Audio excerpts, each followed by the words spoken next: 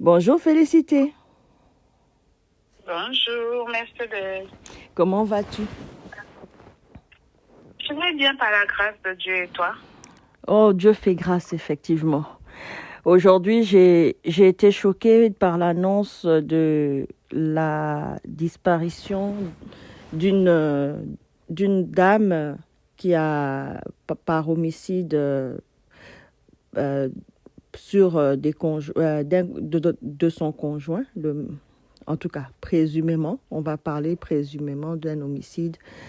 Et le conjoint est celui qui a commis l'homicide sur la dame. Donc, on peut parler de violence conjugale. L'enquête est en cours. Les chefs d'accusation ont l'air de descendre. C'est dans la communauté. L'histoire se passe au Canada, à Châteauguay. Et c'est deux personnes de la communauté ivoirienne. La femme doit être ivoirienne, le monsieur ivoirien aussi. Donc, la communauté ivoirienne est touchée et la grande famille de la communauté africaine en général, noire, est vraiment touchée aujourd'hui par ce meurtre-là. Mais il y en a maintenant un peu beaucoup en ce moment dans ce pays-ci. Là, je ne sais pas qu'est-ce qui se passe, mais nos frères africains il y en a beaucoup qui commencent dans la violence conjugale à, à aller jusqu'au meurtre de leur conjointe. Qu'est-ce que tu en penses, ma sœur? Parce que là, je ne sais, est-ce que c'est l'environnement est-ce que c'est le stress de l'immigration? Est-ce que c'est la dépression? Quels seraient vraiment les vecteurs qui pourraient conduire à une escalade? Parce qu'on ne voyait pas ça avant, mais maintenant, c'est assez courant depuis quelque temps dans nos informations ici au Canada d'entendre qu'un frère, une sœur, communauté camerounaise, plusieurs communautés africaines sont touchées par ce phénomène-là. Donc, je voulais qu'on en discute aujourd'hui.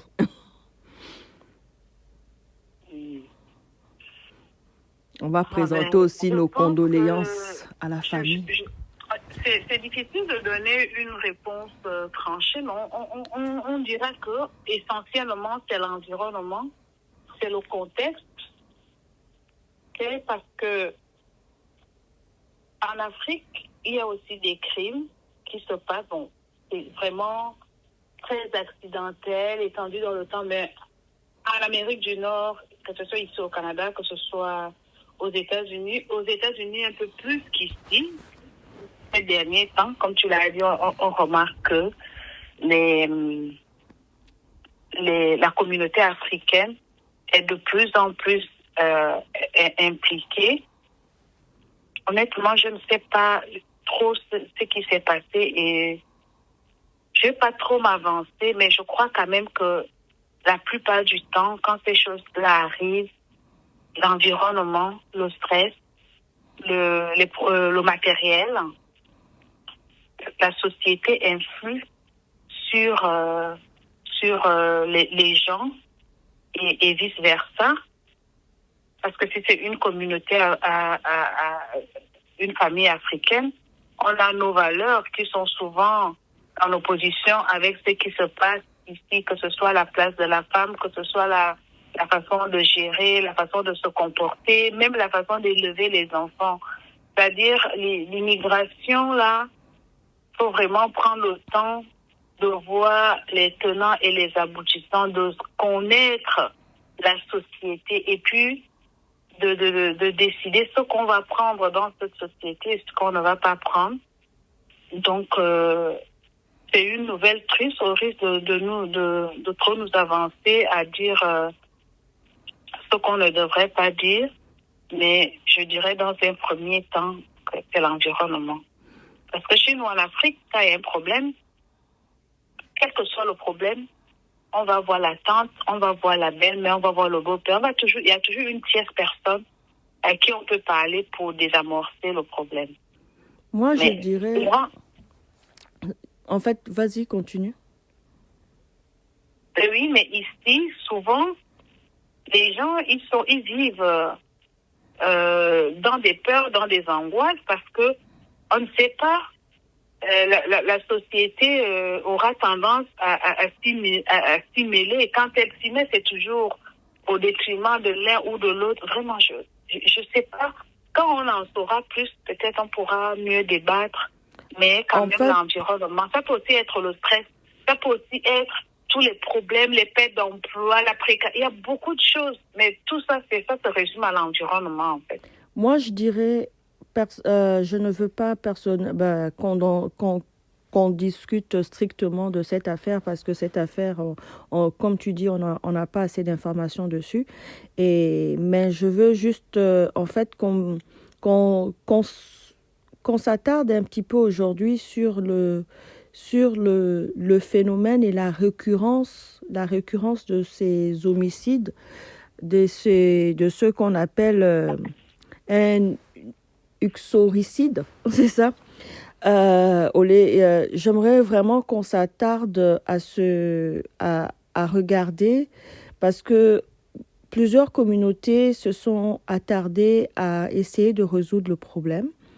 Nous avons dans certaines communautés, notamment la communauté ivoirienne, j'ai été même invitée à, euh, à une série de séances euh, euh, pour essayer d'informer la communauté par rapport aux moyens, aux problèmes et aux solutions qui peuvent exister afin de résoudre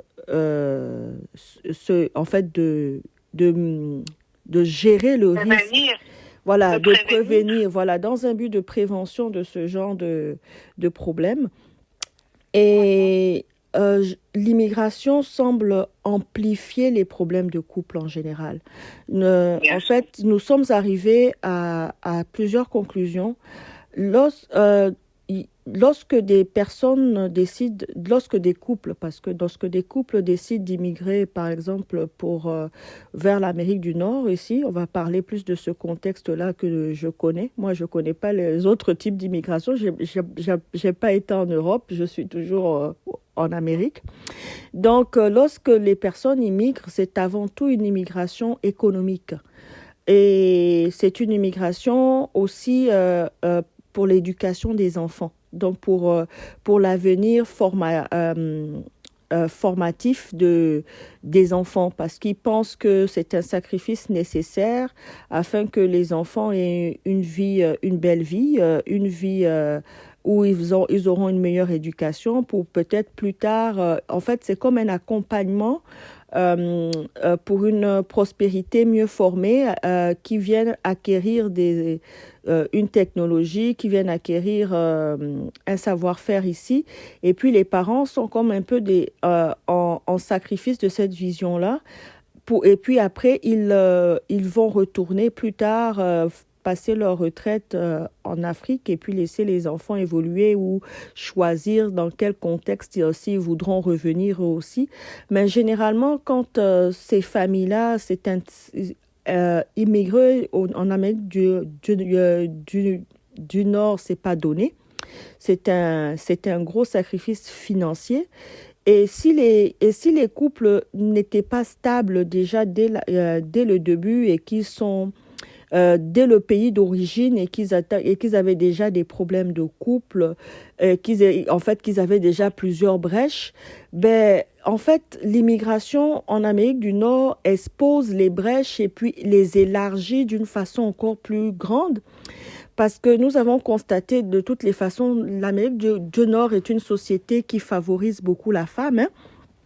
Et et eux, ils sortent généralement d'un continent, le continent africain, qui est plutôt favorable à la place de l'homme et qui valorise l'homme. Et ce choc de culture, il y a très peu d'hommes qui arrivent à résister à ce choc-là. Et nous avons constaté beaucoup de cas de divorce après l'immigration, beaucoup de cas de séparation. Et qui dit séparation, divorce, parle de biens matériels. Donc, et biens matériels, on est déjà on a déjà fait des sacrifices et puis là on arrive, on s'achète une maison, on est déjà dans des sacrifices et puis là on est peut-être dans la femme travaille parce que c'est plus facile, l'homme ne travaille pas parce qu'il se sent avec tous les diplômes qu'il a, peut-être que c'est pas valorisé ici en Amérique du Nord. Donc, il doit peut-être travailler à faire de la manufacture, faire des métiers qui lui qu'il ne veut pas faire. On parle aussi d'ego, d'orgueil. Alors que la femme est capable d'aller laver les assiettes, d'aller faire le ménage et tout au tout début, le temps pour eux de pouvoir avoir une reconnaissance des diplômes ou faire des formations qui viennent donner une paix-value à l'éducation qu'ils ont reçue et qui puissent s'installer. Mais on parle peut-être d'un monsieur qui était chef d'entreprise, gestionnaire de banque et tout, vous lui demandez d'aller laver les toilettes. Cet ego-là, on retrouve beaucoup de couples, dans des couples, des hommes dévalorisés, alors que la femme arrive, elle se fait une formation peut-être d'infirmière, elle se fait une formation de préposé aux bénéficiaires, très rapidement, au bout d'un an, elle se met à être le pourvoyeur du foyer et l'équilibre dans le foyer change. Si l'équilibre de domination change et s'il y avait déjà des problèmes au départ dès le pays, ça s'amplifie. On parle ici d'une dame qui est travailleur de la santé. C'est pas étonnant parce que beaucoup de femmes dans nos communautés travaillent dans la santé parce que la santé recrute très rapidement et très vite. Donc, je vois une société qui favorise cette récurrence-là. Et tu sais que dans nos milieux, dans nos us et coutumes, on ne parle pas beaucoup de dépression aussi. Ce n'est pas bien vu de parler d'un homme qui fait une dépression ou d'une femme qui fait une dépression. Et ça, les violences conjugales sont de plus en plus récurrentes dans ce genre de contexte-là. Donc oui, l'environnement est vraiment défavorable. Et ce qui est malheureux dans ça, c'est que ces couples immigrent pour le bien de la famille, pour une vision d'une famille plus prospère, mais sombre dans une obscurité de violence psychologique, dans une obscurité d'estime de soi qui ne suit pas, une obscurité mentale, psychique, un stress énorme et très peu arrivent à s'en sortir. Et souvent, les femmes vont trouver cet environnement américain du Nord comme une seconde vie, une liberté, un moyen de se détacher et de devenir femme battante. Je ne dis pas qu'elles méritent ce qu'elles vivent, non, je ne dirai pas ça jamais. Mais je veux dire, c'est tout un environnement délétère, c'est une boule de neige. Tu vois ce que je veux dire? Félicité, je sais pas. Mais je vois ça comme ça, quoi. Oui, mais bon, je vais quand même, je vais un peu, comment dire ça, relativiser parce que moi, contrairement à toi, j'ai vécu dans les différents continents, c'est-à-dire, moi aussi j'ai immigré là, de l'Europe à ici. Bon, à l'Afrique, en Europe, c'était pas l'immigration. Bon, bien, c'était aussi une forme d'immigration. C'est l'immigration, mais là, c'est l'étudiante qui immigrait, je pense. Je parle du couple. Pour toi, ça serait l'Europe à ici. Non, je veux dire, mais oui, j'ai immigré ici en tant que couple, en famille, venant aussi de l'Europe. Mais je connais aussi des couples européens qui ont immigré, qui ont aussi connu des problèmes de divorce. Oui. Ok. Si on prend par exemple une société comme la société française, elle privilégie quand même la famille, quoi qu'il en soit. Comme j'aime le dire, il n'y a pas de paradis sur terre, mais il y a quand même des différences. Ce qui est bien dans un pays, ce sera pas bien dans l'autre. Si on prend l'exemple seulement le nom. le nom de famille, c'est quelque chose qui rassemble une famille. Exactement. La famille Tell, la famille Gérard, la famille Moreau, la famille... Rien que ça, je me rappelle, en France, à l'époque, je n'étais même pas encore mariée, mais le simple fait de savoir que mon mari, c'est chez lui, quand je recevais un coup de fil, et puis la personne entendait la voix d'une femme, automatiquement, on m'appelait Madame Tell. Est-ce que tu vois? Oui. Donc, c'est-à-dire, c'est dans la mentalité, c'est, s'il y a une dame qui répond, ça ne peut être que la dame de ce monsieur. Cette conception de la famille, elle peut sembler banale, mais elle est très cruciale. C'est-à-dire, on vous met autour d'un noyau de famille. Elle ancre le contexte. Voilà. Un contexte favorable à l'amour et non à la haine. Ça tourne autour de l'homme et de la femme. Et par la suite, les enfants. Quand on arrive ici, la société est individualiste. C'est une société. Si toi, tu n'as pas l'intelligence émotionnelle, tu ne comprends pas les choses, tu peux prendre ça, comme tu l'as dit tantôt, comme un avantage. Mais en fait, c'est un poison. Effectivement. C'est un poison, en fait, ça ne t'apporte rien. Personnellement, moi, en prenant le nom, j'aime bien quand je voyage avec mon mari, ma famille, mes enfants, qu'on dise la famille, tel qu'on soit tous ensemble. Mais ici, si vous faites même une démarche familiale en famille, que c'est monsieur ou madame fait, ils vont vous répondre individuellement. Vous faites une demande le même jour. Peut-être que c'est papa ou maman qui répond, qui remplit les formulaires. Il envoie la même date. Mais les dates de péremption vont être différentes. Effectivement. On va d'abord mettre devant les enfants. Deuxième position, la femme. En dernier, l'homme. Mon mari aime à dire que les animaux passent même avant l'homme. Effectivement, c'est une vérité de cette réalité nord-américaine que tu décris. Là, même lorsque je me suis mariée, en fait, le nom, dans d'autres pays, dans d'autres continents, on ne te pose pas la question si tu prends le nom de ton mari, parce qu'on suppose automatiquement que tu vas prendre le nom de ton mari. Mais en Amérique du Nord, on te laisse le choix même de garder ton individualité, en fait. Le Québec encore même plus ancré avec le côté féministe.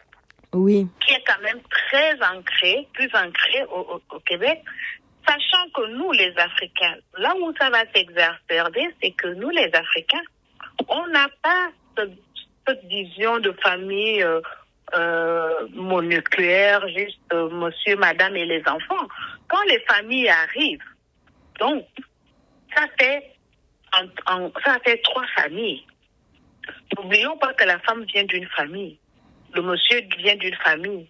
Pour ceux qui restent là-bas, ils sont allés dans un pays d'opportunité. Je vais prendre l'aspect financier là. Oui, l'aspect où on parle, comme on dit chez nous, est-ce que c'est le pays où on cueille l'argent sous les arbres? Voilà.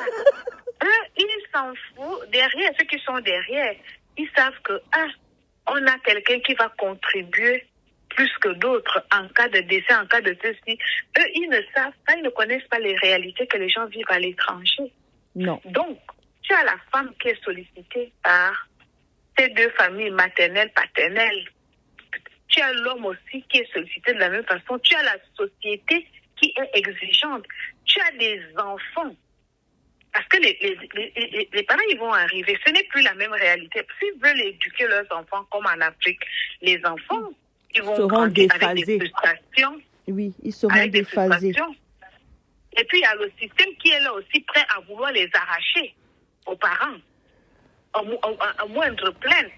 Oui, cette intégration-là aussi n'est pas facile pour les couples, surtout lorsqu'ils se sont présentés avec des préadolescents qui ont déjà reçu une éducation, un formatage différent, quand ils arrivent Voilà. ici et qu'ils sont investis d'un pouvoir. Quand tu investis quelqu'un d'un pouvoir qu'il ne connaissait pas, ben, il ne sait pas comment manier le pouvoir. Et les enfants deviennent aussi quelque chose, une entité avec quoi compter dans ce contexte-là. Tu as raison.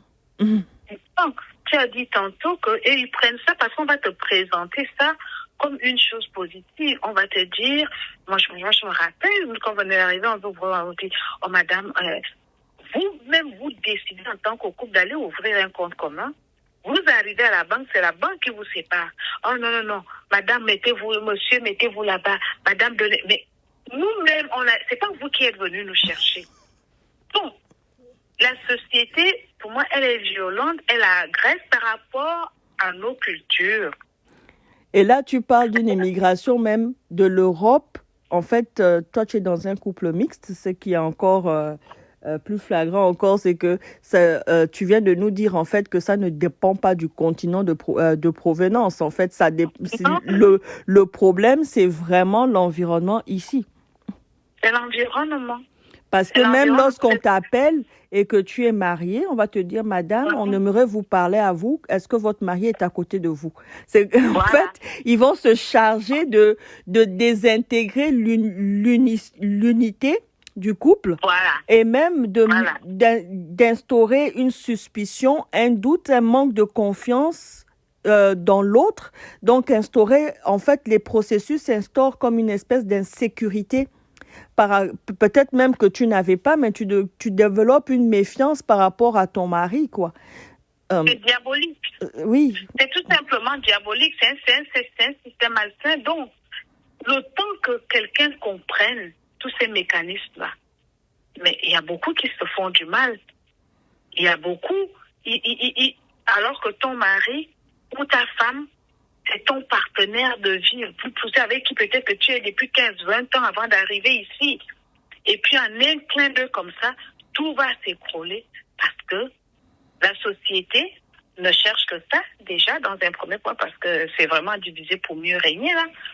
Et puis, toi, tu as pensé que l'argent, oui, enfin, l'argent ne fait pas tout. L'argent ne fait pas tout. Et c'est ce qui fait aussi qu'il y en a, après, on ne sait pas comment les gens, ils s'organisent, ils s'engagent pour venir ici.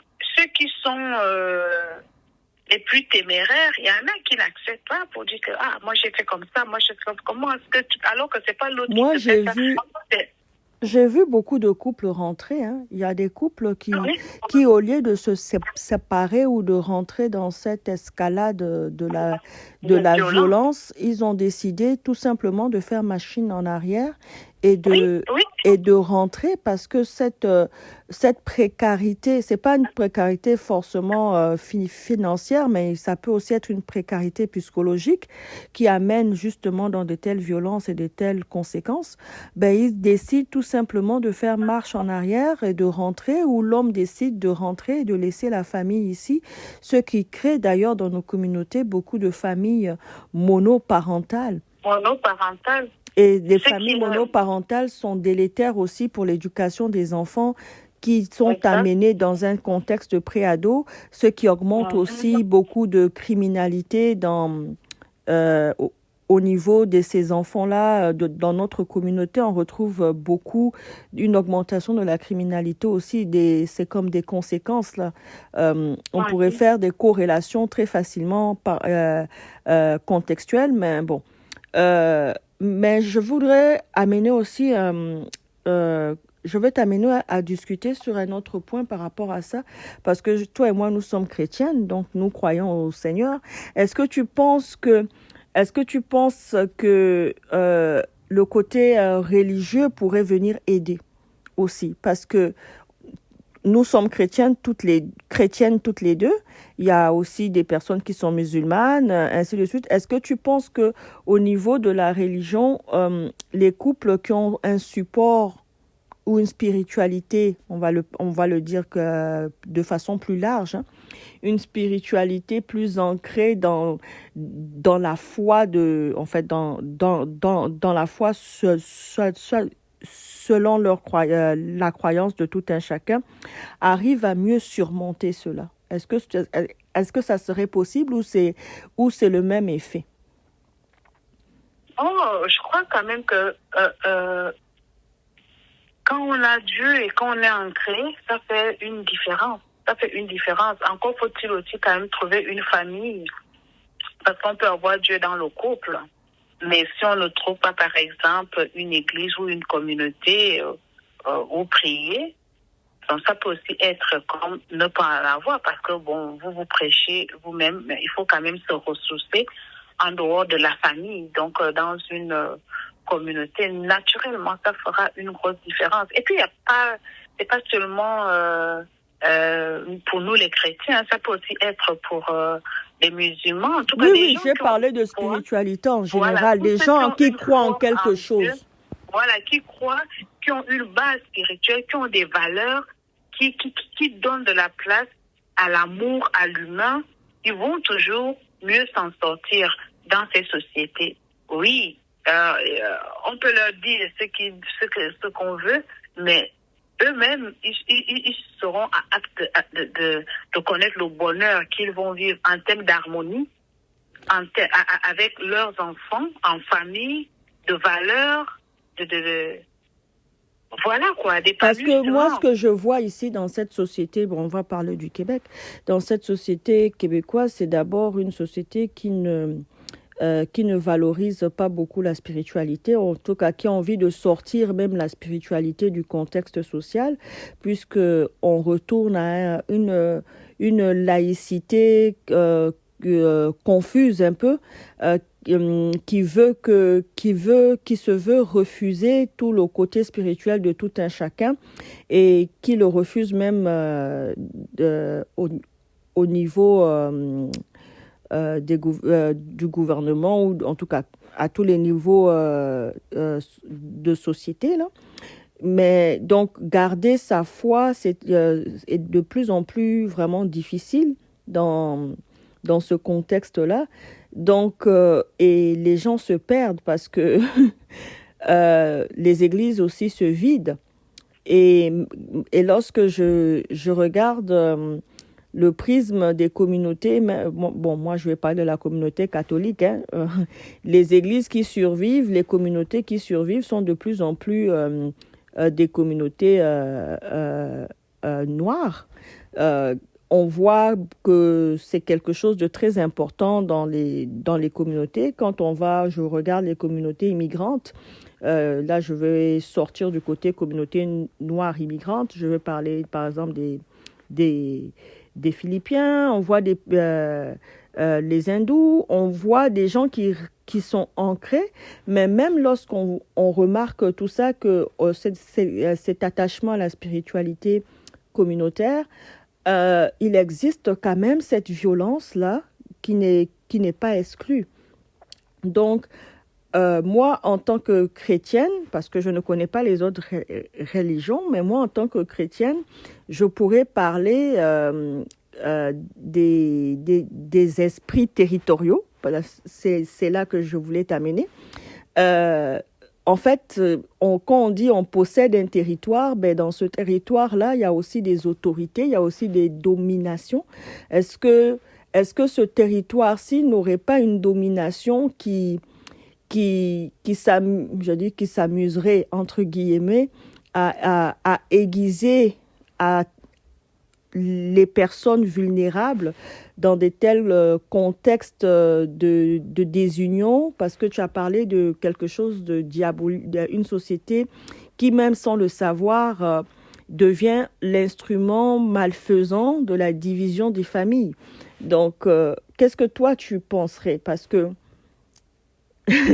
moi, en tant que chrétienne, si j'aimerais prier dessus, je vais d'abord attacher l'homme fort. On dirait qu'il y a un homme fort, n'est-ce pas, qui règne dans ce territoire pour la division des familles. Et là, peu importe que la famille soit immigrante ou pas. Oui, ok. Les esprits territoriaux, je crois que ça existe partout. Dès qu'on parle de territoire, il y a un esprit. Mais pour que ça trouve la place où qu'on rentre en confrontation avec, parce que Et on vient trouver un esprit territorial, on amène aussi d'autres esprits. Enfin, Ah oui, hein, c'est un échange. Mais c'est ça, avec toute cette immigration, c'est un échange en fait. Les esprits se baladent partout. Le libre-échange.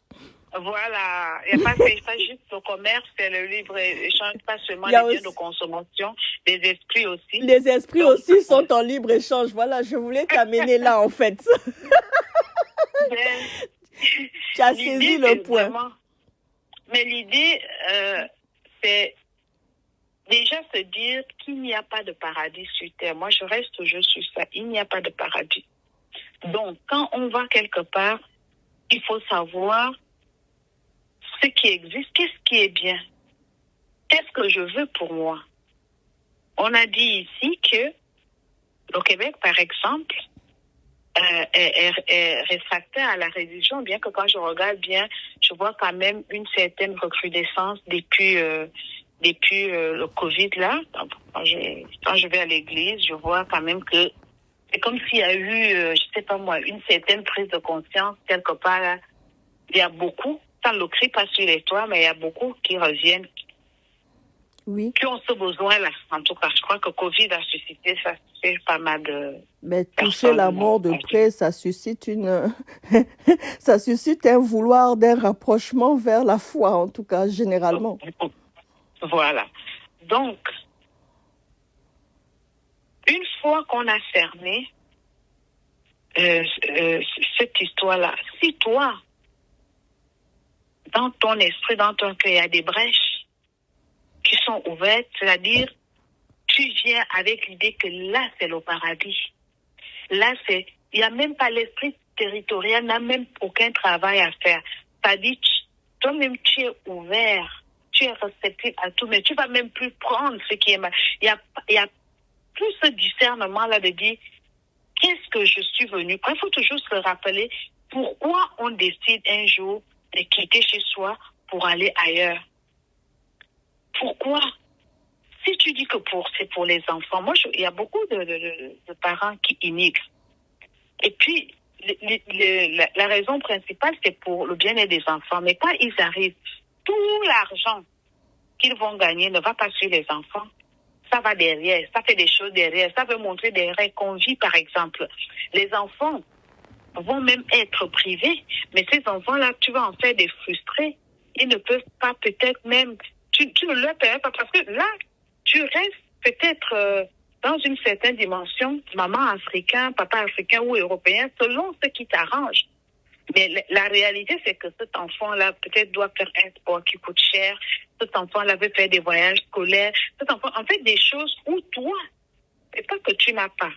Mais parce que tu dis, nous, Africains, moi, je n'ai pas fait ça. Mais c'est toi qui as amené cet enfant pour dire qu'on vient. Je vais t'amener au Canada pour que tu comprends ce que je veux dire. Oui, je vois que tu ne peux pas répondre aux besoins de l'enfant tellement tu as parlé que c'est pas juste une famille qui immigre, mais c'est trois familles. La famille de l'homme, la famille de la femme et cette micro-famille ici qui a immigré et il y a des besoins. Et généralement, comme on l'a dit au départ, lorsque quelqu'un rentre dans l'immigration, c'est un gros coût qui est dépensé parce que ce n'est pas donné à tout le monde d'immigrer.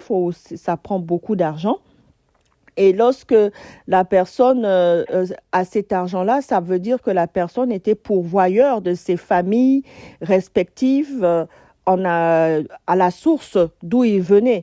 Donc, quand il immigre, c'est pour le mieux. Donc, il ne peut pas, il doit au moins arriver à continuer à maintenir, je dis pas le train de vie, mais maintenir la suffisance dont il était responsable, maintenir ses responsabilités qu'il avait et sinon les augmenter. Et souvent avec la difficulté de l'immigration, c'est très difficile de maintenir cela parce que ce n'est plus les mêmes revenus. Souvent, on a des pertes de revenus même. Et là, il y a une privation au niveau des enfants et ça ne permet pas aux enfants de s'adapter, ce qui crée aussi une défaillance dans le côté en tout cas dans l'adaptation de la micro-famille, même dans l'environnement en question, puisque le besoin pour que cette adaptation se passe de façon aisée, de façon fluide et efficiente, on peut pas y répondre. Donc oui, tu as raison, il y a des frustrations. Tu as parlé des activités. Beaucoup d'enfants dans nos communautés n'en font pas parce que les parents n'ont pas les moyens Les parents, ils ont des moyens. En fait, n'ont pas les moyens au vu de toutes leurs responsabilités de répondre aux besoins de l'enfant. Parce que le sacrifice est déplacé. Il faut éduquer. On ne peut pas. Tu sais, quand on est des parents, on est enfant pour un temps. Je crois que quand on met les enfants au monde, et puis surtout qu'on se déplace pour leur donner un meilleur avenir, il faut mettre une parenthèse, le temps d'assurer à ces enfants-là de pouvoir vraiment bénéficier du nouvel environnement où on les a amenés. Ce que j'entends par bénéficier, c'est quoi? C'est-à-dire, si on a des valeurs, des mentalités africaines au niveau de l'éducation, du comportement, on a de très bonnes choses. Si tu veux que ton enfant garde cet acquis-là, ça ne se fait pas comme ça, juste en claquant les doigts. Tu permets à l'enfant de prendre ce qu'il y a de bien. Il ne faut pas que l'enfant soit trop dans la frustration. Tu vas seulement lui dire, oui, nous sommes des Africains, mais c'est même toi qui l'as enlevé de l'Afrique pour l'amener ici. Mais tu veux qu'il se comporte comme un enfant africain alors qu'il voit les autres. Donc, c'est des frustrations. Mais tu peux faire tout ça. Le problème, c'est quoi? Si tu ne réponds pas des deux côtés, l'enfant va hériter des tares d'ici. C'est pour cela, après, certains enfants, ils ont aussi maintenant comme des problèmes ici. Ils vont quitter la maison familiale. Ils ne veulent pas avoir de lien avec la famille. Est-ce que nous, on connaît ces choses en Afrique? Non. On ne connaît pas ça. Donc, c'est pour cela qu'il faut faire toujours attention et toujours rester. Pour toi, en fait, l'immigration crée en fait une famille frustrée. Un père frustré, des enfants frustrés, une mère frustrée, tout le monde est frustré. C'est pas évident de vivre dans une telle maison. C'est une bombe atomique. Ça dépend, c'est de la manière comment on perçoit, comment on gère les choses. Ça crée aussi des petits paradis dans des familles qui savent pourquoi ils sont ici, dans des familles qui sont au niveau du juste milieu. Parce que si tu as une famille de 4-5 enfants, par exemple, nous, on fait quand même, nous sommes des familles plus ou moins assez nombreuses. C'est à nous, même si les gens ne vont pas nous comprendre, mais c'est à nous de faire comprendre aux gens qui sont restés derrière que là, c'est compliqué. Je parle même pas seulement de trucs, je parle juste un quartier. D'accord? On sait qu'il y a des quartiers où, si tu y résides, les enfants peuvent se livrer à la drogue, par exemple. Et tu sais que si tu vas aller habiter dans un beau quartier, le loyer va coûter cher, que ce soit pour louer ou pour acheter. Il y a des réalités que seuls ceux qui vivent à l'étranger. Et ça prend ce que ça prend, mais il faut expliquer les réalités aux familles qui sont restées. Est-ce que ça ne veut pas dire qu'on ne va plus faire. Moi, j'ai pas fait une telle immigration, mais je te pose à toi la question. Est-ce que vous passez est-ce qu'il y a une entrevue pour immigrer quand on immigre au Canada? Ça dépend je crois que ça dépend des pays, hein. Nous, on a immigré de la France à l'époque. Nous, c'était facile. C'était à l'époque où c'est pas moi, tu fais la demande 2 ou 3 mois après, tu peux partir. Bon, les Français, quand même, il y a eu une histoire là avec le Québec, mais l'entrevue, c'est pas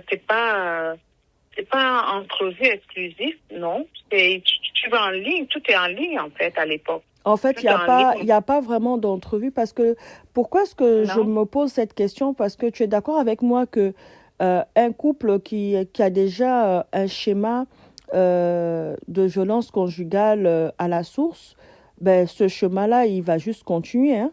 Il va pas tarir à cause de l'immigration. Tu es d'accord avec moi?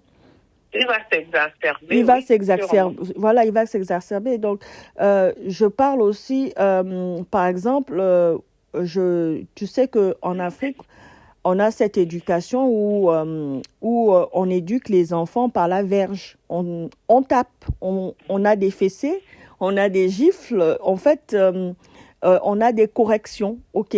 Et quand on arrive ici, ben automatiquement ces corrections-là ne sont pas permises.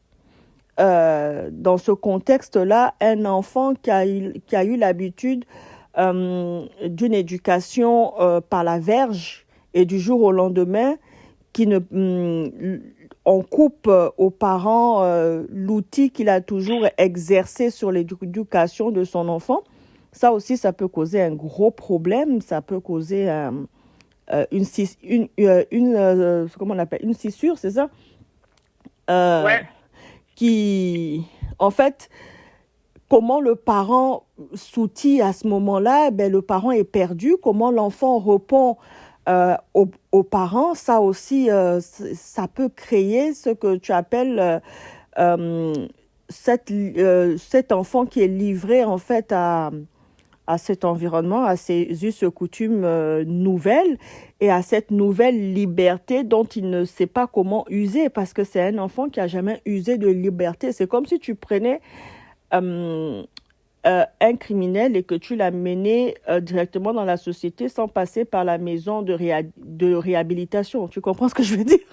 Je ne dis pas que les enfants qui sont tapés sont des criminels. Non, attention, hein, je ne dis pas ça, mais c'est peut-être une métaphore un peu trop poussée comme illustration. Mais en fait, ce moment de réhabilitation, ce moment de frustration et part et d'autre, c'est un moment très crucial aussi dans la vie de cette famille-là. C'est un super gros fardeau émotionnel.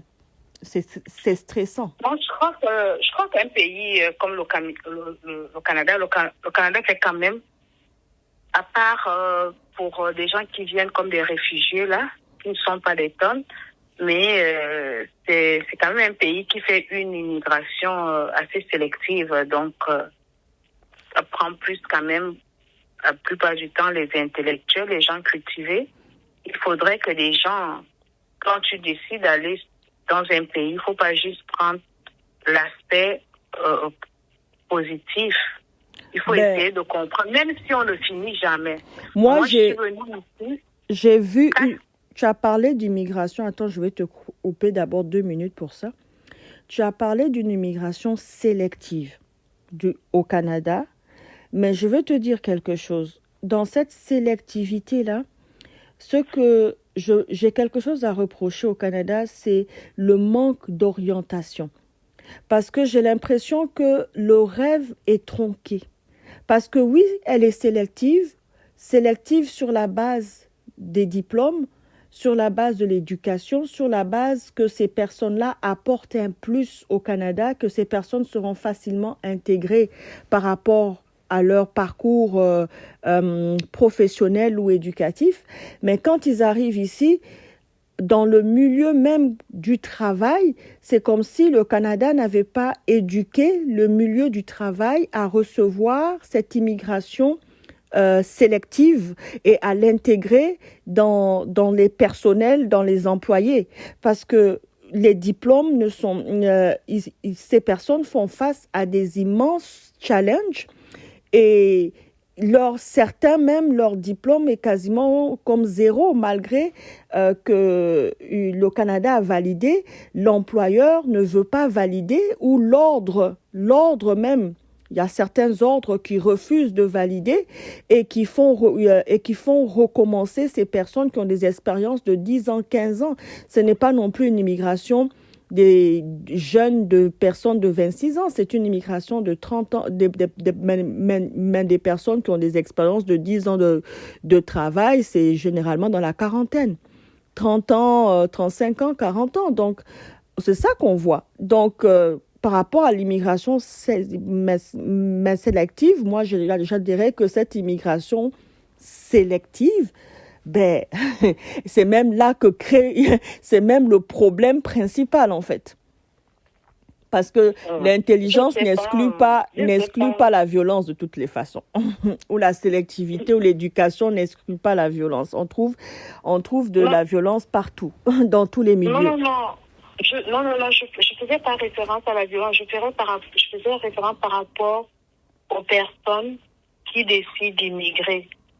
Et après, bon, je n'ai pas fini, je disais, même quand on croit connaître un pays, visiter un pays, c'est différent d'y vivre. Moi, j'ai visité le Canada au moins 5 fois avant de décider de venir m'y établir. Mais quand tu viens t'établir dans une société, là, tu peux dire que tu connais la société. Quand tu viens en visite touriste, tout est beau, tout est bien, tu vois que le bon aspect, que c'est normal. Mais quand tu viens vivre dans un pays, c'est autre chose. Maintenant, quand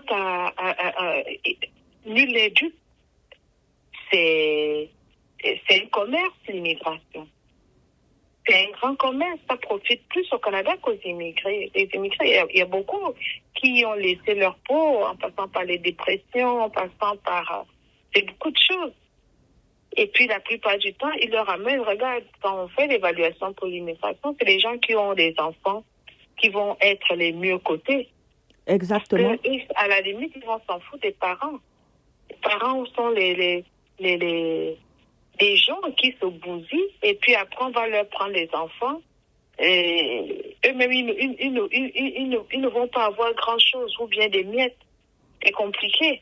Ben, c'est une immigration qui compense le manque de natalité, en fait. C'est pour ça que les parents avec des enfants très jeunes sont plus favorisés. Et puis là, pour rendre ça un peu beau, je dis ça de façon un peu cynique, pour rendre cela très beau, on embellit ça un peu sur une notion de sélectivité éducative, là, mais en fait, la sélectivité est au niveau des enfants. En fait, on sélectionne des parents capables de nourrir les enfants pour que le Canada n'ait pas une charge sur ces enfants-là aussi, mais c'est plus les enfants qui sont sélectionnés. Oui, mais c'est plus les enfants. Et puis, je vais dire, c'est une grosse hypocrisie, en fait.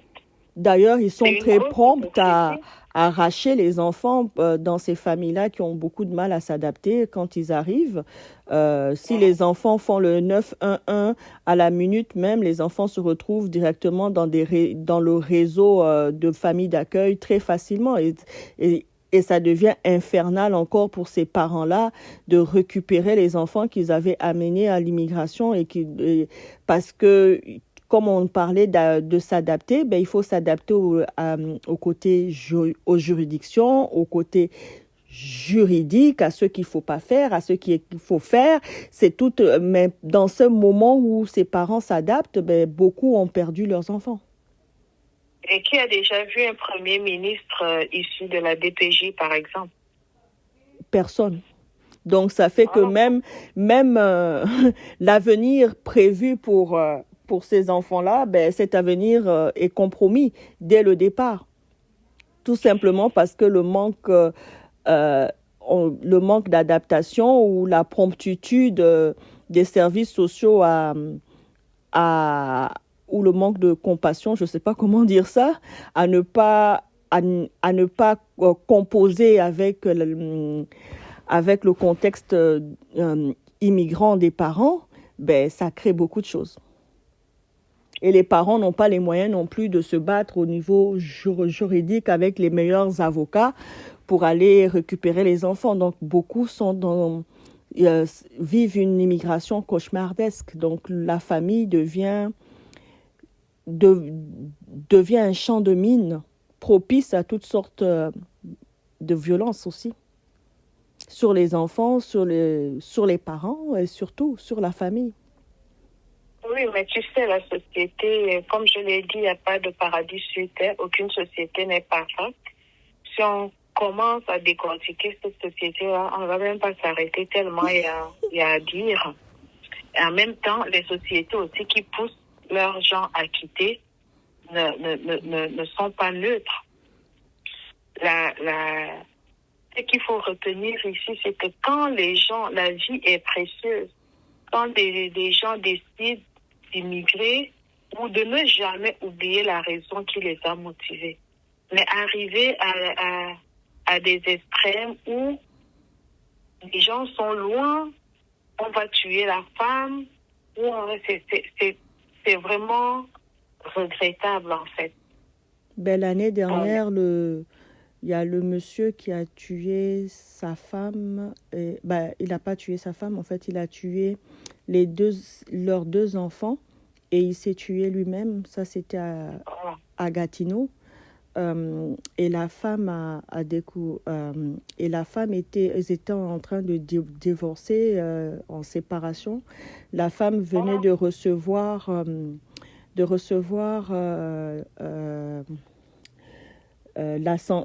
la décision de justice que, en fait, du divorce et la garde des enfants parce qu'il y avait une violence conjugale. Et et c'était comme le dernier jour, elle devait récupérer les enfants le lendemain avec la DPJ. Et au moment de les récupérer, les enfants ne sont pas d'abord allés à l'école. Et là, elle a sonné l'alarme que les enfants ne se sont pas présentés à l'école où elle devait les récupérer comme définitivement. Parce que je pense qu'elle avait réussi à avoir la garde des enfants. Et là, la DPJ s'est présentée au domicile, à l'ex-domicile conjugal, parce que la dame avait quitté le domicile, avait tout laissé au monsieur. Et ils ont trouvé cette découverte macabre des enfants et du papa décédé, en fait.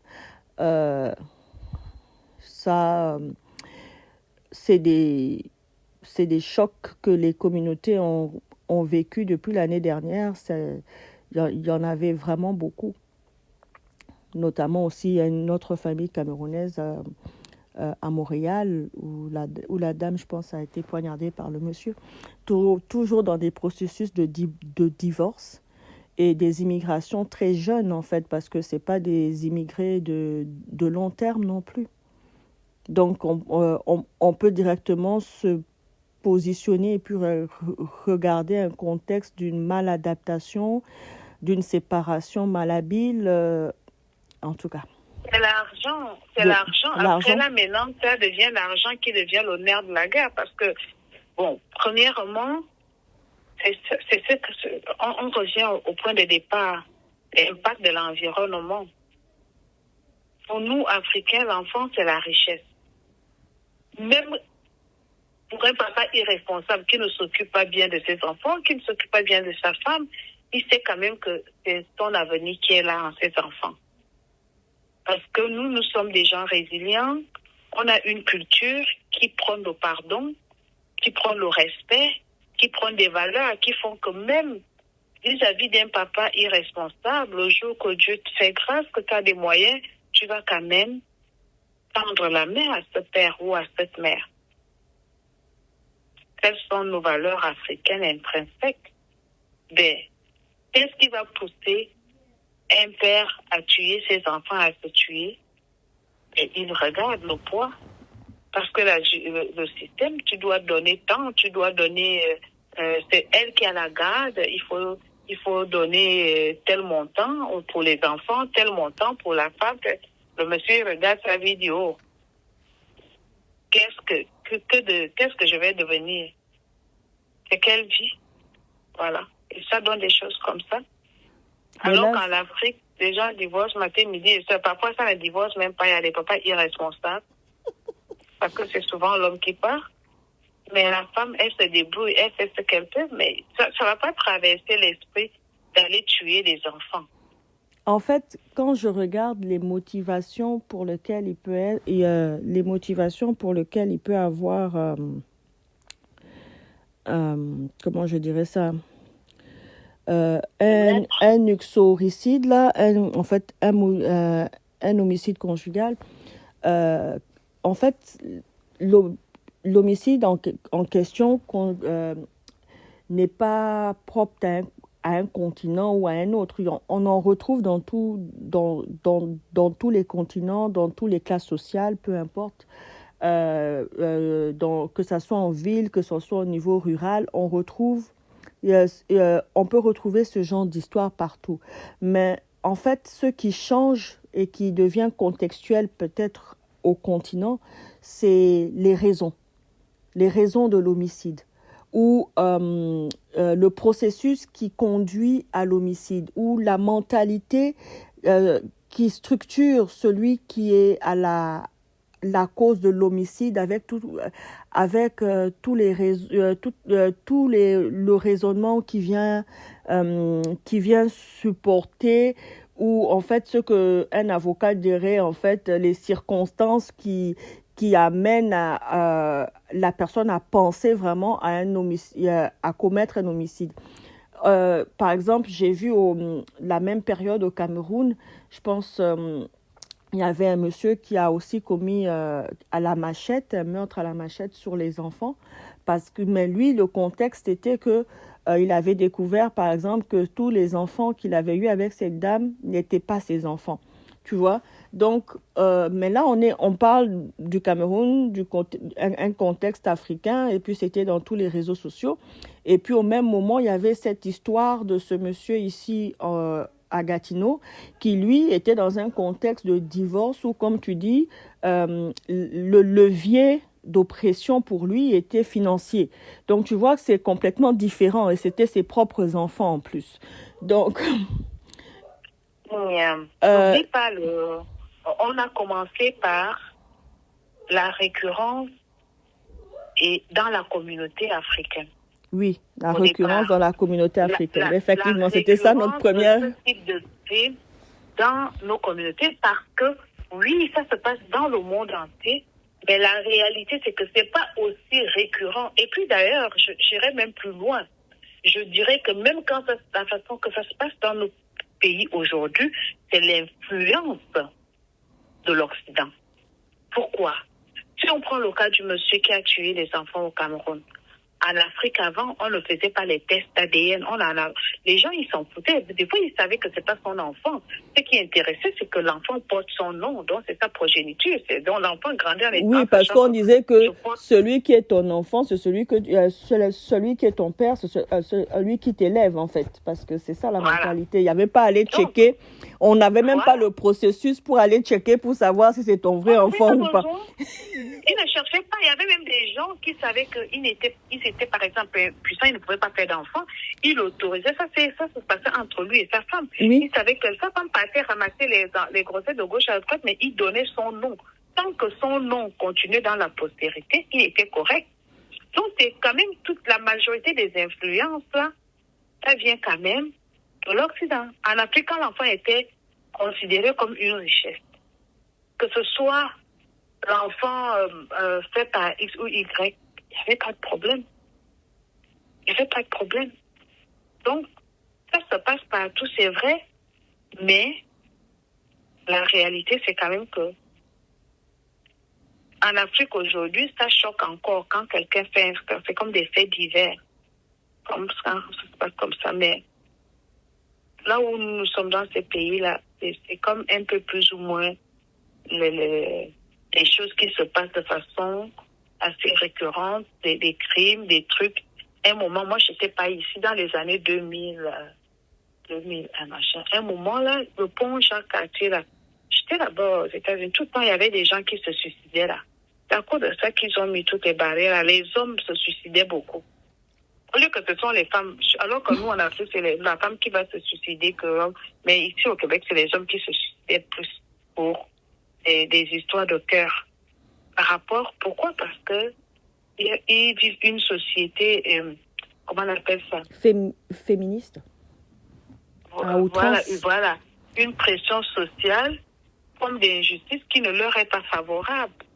Donc, quand il y a des problèmes, là, la personne voit seulement l'enfer qui commence à se dessiner au niveau de sa vie. Est-ce que tu penses que le féminisme au Québec est une notion, est un contexte favorisant le déséquilibre de la masculinité de l'homme? Ça va de soi. Ça va de soi, c'est clair. Les gens sont immaculés. Ça n'a pas lieu d'être, en fait. Ça n'a pas lieu d'être. En fait, il a été tellement... En fait, ce féminisme-là est devenu un côté abusif, en fait. C'est abusif. Et puis, de toutes les façons, les gens... Enfin, là, je ne veux pas rentrer dans des des considérations philosophiques. Je vais juste Non, dire le pas monde du est tout, malade. hein, c'était juste... Le monde est malade. Le monde est malade. On n'a pas besoin d'opposer l'homme. La femme restera la femme, l'homme restera l'homme. Si la femme a une force, là, a des compétences, gloire à Dieu, c'est pour soutenir, c'est pour être une bonne mère, c'est pour... Je veux dire, la société à côté de la plaque, on cherche tous les moyens pour nous opposer les uns aux autres. On n'a pas besoin de ça. Moi, en tant que femme intellectuelle, je suis désolée, je n'ai pas envie d'être un homme. Je regarde mon côté féminin, c'est que je veux être chérie, considérée, respectée par mon mari. Mais que ce soit ici au Canada, que ce soit aux États-Unis, regarde comment les femmes, elles souffrent. Elles ont des postes, elles ont des trucs, mais après, il y a cette solitude-là. Il y a une grande détresse, exactement. Affective. Affective, c'est ça. Moi, je dis toujours que je veux être je ne suis pas féministe, mais je suis féminine. Voilà.